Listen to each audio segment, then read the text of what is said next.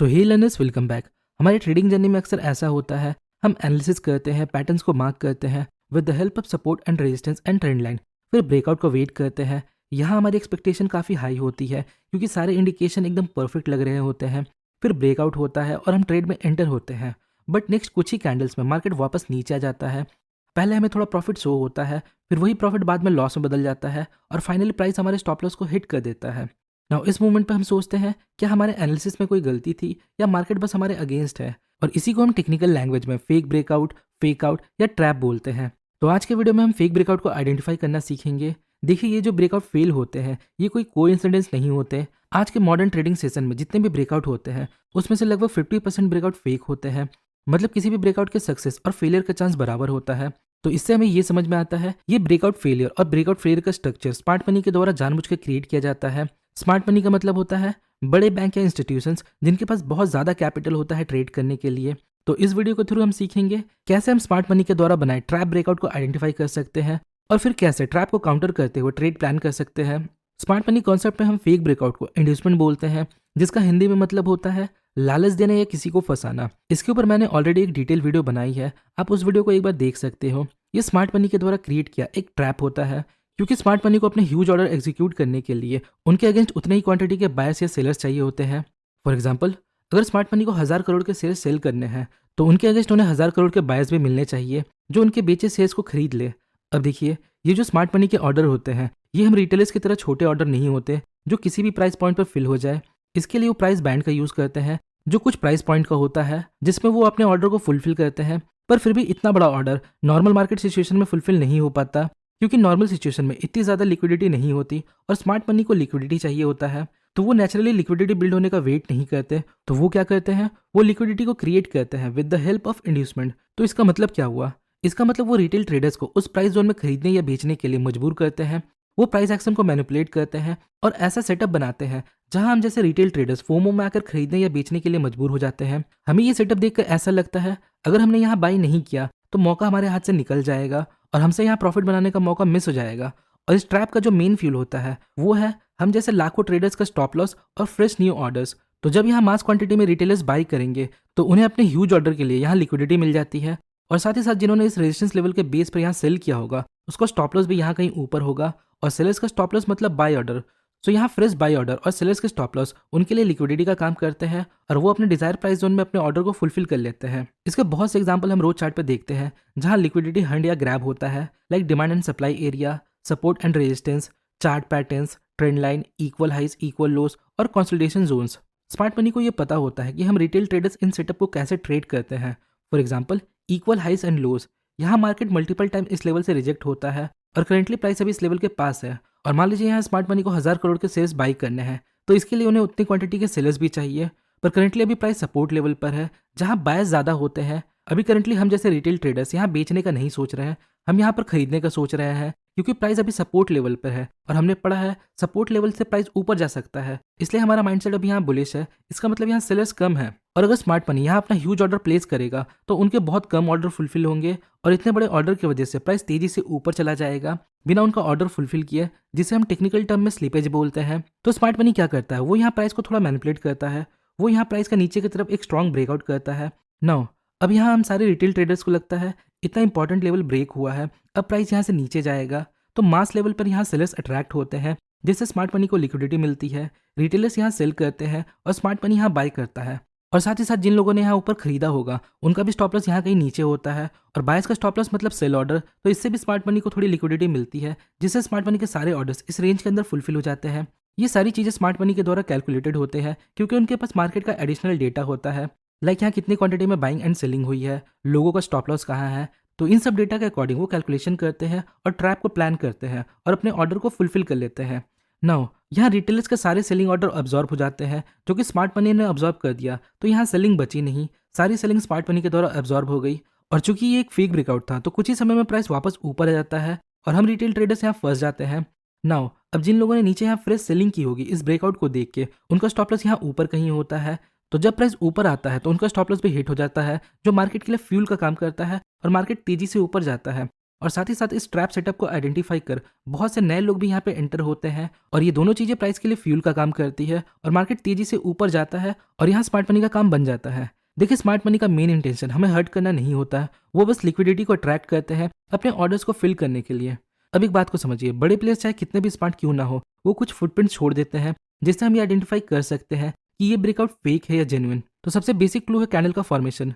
Beginner trader अक्सर एक गलती करते हैं, वो ब्रेकआउट कैंडल के क्लोजिंग का वेट नहीं करते। यहाँ पर वो फोमो का शिकार हो जाते हैं। यहाँ लाइव मार्केट में जब कैंडल फॉर्म हो रहा होता है तो हमें ऐसा लगता है कितना अच्छा ब्रेकआउट हो रहा है, एक फुल ग्रीन कैंडल, अगर मैं इसमें एंटर नहीं करूंगा तो ये मौका मेरे हाथ से निकल जाएगा। और हम सोचते हैं अगर हम कैंडल के क्लोज होने का वेट करेंगे तो शायद प्राइस और ऊपर चला जाए और हम यहाँ कैंडल क्लोजिंग के पहले ही एंटर हो जाते हैं या बाय कर लेते हैं। लाइव मार्केट में जब कैंडल बन रहा होता है तो ये एक प्रॉपर ब्रेकआउट लग रहा होता है, एक फुल बॉडी ग्रीन कैंडल। पर जैसे ही कैंडल की क्लोजिंग सामने आती है, कैंडल अपना शेप बदल लेता है और फाइनली हमें क्लोजिंग में एक बेरिंग शूटिंग स्टार या berries pin bar rejection candle देखने को मिलता है, जिसके ऊपर का विक बहुत लंबा होता है और बॉडी बहुत छोटी होती है। इसका अपर विक हमें रिजेक्शन इंडिकेट करता है, मतलब यहाँ सेलर्स ने डोमिनेट करते हुए प्राइस को वापस इस लेवल के नीचे ले आया। तो एक परफेक्ट ब्रेकआउट कैंडल कुछ ऐसा होना चाहिए जहां कैंडल का मैक्सिमम पार्ट ब्रेकआउट के ऊपर होना चाहिए, कैंडल की क्लोजिंग ऊपर होनी चाहिए और अपर विक छोटा होना चाहिए। पर अभी भी हमें जल्दबाजी नहीं करनी है। इस ब्रेकआउट के कंफर्मेशन के लिए जो नेक्स्ट कैंडल है वो इसके हाई को ब्रेक करते हुए डायरेक्शन को कंटिन्यू करना चाहिए, जिसे हम फॉलो थ्रू करते हैं। क्योंकि बहुत बार क्या होता है, ब्रेकआउट कैंडल ऊपर अच्छे से क्लोजिंग देता है पर अगले ही कैंडल में प्राइस वापस नीचे जाता है और इस ग्रीन कैंडल को एक रेड कैंडल पूरा इनगल्फ कर लेता है और फिर ब्रेकआउट बायर्स का यहाँ स्टॉप लॉस हिट हो जाता है। इसलिए ब्रेकआउट कैंडल के साथ हमें फॉलो थ्रू कैंडल को भी देखना है। अगर नेक्स्ट कैंडल की क्लोजिंग ब्रेकआउट कैंडल के 50% के नीचे होता है तो ये एक वार्निंग है। ये हमें इंडिकेट करता है बायर्स इतने स्ट्रॉन्ग ब्रेकआउट के बाद भी इंटरेस्टेड नहीं है। इस तरह हम कैंडल को देखकर ब्रेकआउट को आइडेंटिफाई कर सकते हैं। पर हम सिर्फ कैंडल के भरोसे नहीं रह सकते, हमें कैंडल के साथ अदर फैक्टर्स को भी देखना चाहिए। रियल ब्रेकआउट को आइडेंटिफाई करने के लिए या फिर ब्रेकआउट ट्रेड में अपने विनिंग के चांस को इंक्रीज करने के लिए हमें वॉल्यूम को भी देखना होता है, क्योंकि वॉल्यूम हमें स्मार्ट मनी के फुटप्रिंट को आइडेंटिफाई करने में हेल्प करता है। अगर स्मार्ट मनी सच में इस लेवल को ब्रेक करके प्राइस को ऊपर ले जाना चाहते हैं तो वो भी यहाँ इस ब्रेकआउट में अपना पैसा लगाएंगे, जिससे हमें वॉल्यूम में स्पाइक देखने को मिलेगा। मोस्ट ऑफ द टाइम जिस ब्रेकआउट में वॉल्यूम हाई होता है उसके फेलियर के चांसेस कम होते हैं। तो यहाँ हाई वॉल्यूम कहने से क्या मतलब है? हाई वॉल्यूम कोई फिक्स नंबर या परसेंटेज नहीं होता है, आपको बस इतना देखना है जो ब्रेकआउट कैंडल है उसका वॉल्यूम पिछले 10-20 कैंडल के एवरेज वॉल्यूम से ज्यादा होना चाहिए। अगर ब्रेकआउट कैंडल का वॉल्यूम बार पिछले कैंडल के एवरेज वॉल्यूम से ज्यादा है तो ये एक जेन्युइन ब्रेकआउट हो सकता है। ये हमें इंडिकेट करता है इस ब्रेकआउट में बिग प्लेयर भी इन्वॉल्व है, तो वो आसानी से इस ब्रेकआउट को फेल होने नहीं देंगे। पर वहीं अगर ब्रेकआउट कैंडल बड़ा है पर वॉल्यूम बहुत कम है तो ये एक फॉल्स ब्रेकआउट हो सकता है। अब देखिए, अक्सर एक रियल ब्रेकआउट के बाद हमें रीटेस्ट देखने को मिलता है, तो रीटेस्ट के समय वॉल्यूम लो होना चाहिए। यहाँ low volume less seller interest को बताता है, मतलब यहाँ लोग सेल करने में ज्यादा इंटरेस्टेड नहीं है।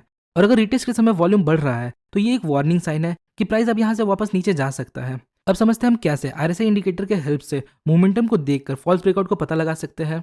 देखिए, RSI एक मोमेंटम इंडिकेटर है जो प्राइस का स्ट्रेंथ बताता है। कभी कभी हमें प्राइस और इंडिकेटर के मूवमेंट में डिफरेंस देखने को मिलता है। फॉर एग्जाम्पल, प्राइस ऊपर जाते हुए हायर हाई बनाता है पर सेम समय पे इंडिकेटर लोअर हाई फॉर्म करता है, इसे हम डाइवर्जेंस बोलते हैं। यहाँ इंडिकेटर हमें बताता है प्राइस ऊपर तो गया है पर इस मोमेंटम में स्ट्रेंथ कम है और प्राइस किसी भी समय नीचे आ सकता है। उसी तरह बुलिश डाइवर्जेंस होता है जहाँ प्राइस नीचे जाता है पर इंडिकेटर ऊपर जा रहा होता है। यहाँ इंडिकेटर हमें बताता है ये जो मूव नीचे की तरफ हुआ है इसमें पिछले मूव के जितना स्ट्रेंथ नहीं है, प्राइस यहाँ से वापस रिवर्स हो सकता है। सो अगर हमें ब्रेकआउट के समय डाइवर्जेंस देखने को मिलता है तो वो ब्रेकआउट एक फॉल्स ब्रेकआउट हो सकता है। फॉर एग्जाम्पल, यहाँ ब्रेकआउट होता है, प्राइस यहाँ ऊपर गया है but at the same time indicator नीचे जा रहा है, मतलब ये एक बेरिश डाइवर्जेंस है, तो शायद ये एक फॉल्स ब्रेकआउट हो सकता है। तो इन सारी चीज़ों को अगर हम एक साथ देखें तो ये काफ़ी कॉम्प्लिकेटेड हो जाएगा। तो इसके लिए हम ब्रेकआउट को एक प्रोसेस या चेकलिस्ट के थ्रू देखेंगे। स्टेप 1, आपको पहले मार्केट स्ट्रक्चर या मार्केट के कॉन्टेक्स्ट को समझना है। आपको देखना है क्या मार्केट रेंज बाउंड है या फिर ट्रेंडिंग है। ट्रेंडिंग मार्केट में ब्रेकआउट के सक्सेस के चांसेस बढ़ जाते हैं क्योंकि मार्केट उस समय ऑलरेडी मोमेंटम में होता है। स्टेप 2, अब आपको उन जगह को आइडेंटिफाई करना है जहां स्मार्ट मनी रिटेल ट्रेडर्स को ट्रैप कर सकते हैं। तो सिंपली वो कहाँ ट्रैप कर सकते हैं? जहां लोगों के ज्यादा स्टॉप लॉस होंगे या फिर जहां फ्रेश बायर्स और सेलर्स आ सकते हैं, लाइक इक्वल हाइस एंड लोस या फिर कोई चार्ट पैटर्न। तो ऐसे जगह पे अगर ब्रेकआउट होता है तो आपको अलर्ट हो जाना है। स्टेप 3, आपको ब्रेकआउट को डिटेल में एनालाइज करना है। फर्स्ट ऑफ ऑल आपको देखना है क्या कैंडल की क्लोजिंग ठीक से हुई, मतलब आपको देखना है क्या कैंडल का मैक्सिमम पार्ट ब्रेकआउट के ऊपर है और ब्रेकआउट के डायरेक्शन में ज्यादा लंबी विक नहीं होनी चाहिए। सेकंड, आपको वॉल्यूम को चेक करना है क्या ब्रेकआउट कैंडल का वॉल्यूम एवरेज वॉल्यूम से ज्यादा है। और थर्ड, आपको RSI का हेल्प लेना है। आपको देखना है कहीं कोई डाइवर्जेंस तो नहीं है, अगर नहीं है तो ये एक अच्छा सिग्नल है और अगर है तो आपको अलर्ट हो जाना है। नाउ अब आता है स्टेप 4। इसमें हमें अपने स्ट्रैटेजी को एग्जीक्यूट करना है। ब्रेकआउट को हम दो तरीके से ट्रेड कर सकते हैं। एज ए बिगनर हमें डायरेक्ट ब्रेकआउट में एंटर नहीं होना है। तो पहला है रिटेस्ट एंट्री। अगर सब कुछ सही है तो रिटेस्ट के बाद यहाँ एक कंफर्मेशन कैंडल के बेस में एंटर हो सकते हैं। इससे हमारा स्टॉप लॉस छोटा होता है और लॉस के चांसेस कम हो जाते हैं। और नेक्स्ट है फॉल्स ब्रेकआउट ट्रेडिंग या ट्रैप ट्रेडिंग। जब हमें ब्रेकआउट वीक लगता है, लाइक कोई डाइवर्जेंस बन गया या फिर कैंडल का क्लोजिंग ठीक से नहीं हुआ या वॉल्यूम कम है, तो हम वेट करते हैं ब्रेकआउट के फेल होने का। और जब ब्रेकआउट फेल होता है तो हम ब्रेकआउट के अपोजिट डायरेक्शन में ट्रेड में एंटर होते हैं। जब प्राइस वापस लेवल के अंदर आ जाता है तो कंफर्मेशन कैंडल का वेट करना है। कंफर्मेशन कैंडल मतलब वो कैंडल जिसमें ब्रेकआउट ट्रेडर्स का स्टॉप लॉस हिट हो जाए। और जब ऐसा होता है तो हम ब्रेकआउट का अपोजिट ट्रेड प्लान कर सकते हैं। और जनरली लोग अपना स्टॉप लॉस कहाँ रखते होंगे? ब्रेकआउट कैंडल के नीचे या उसके एक कैंडल नीचे। तो जब प्राइस इस लेवल को हिट कर दे तो हम यहाँ ट्रेड में एंटर हो सकते हैं।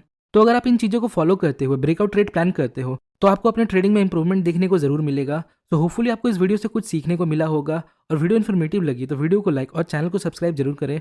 मिलते हैं नेक्स्ट वीडियो में, तब तक के लिए best of luck for stock journey.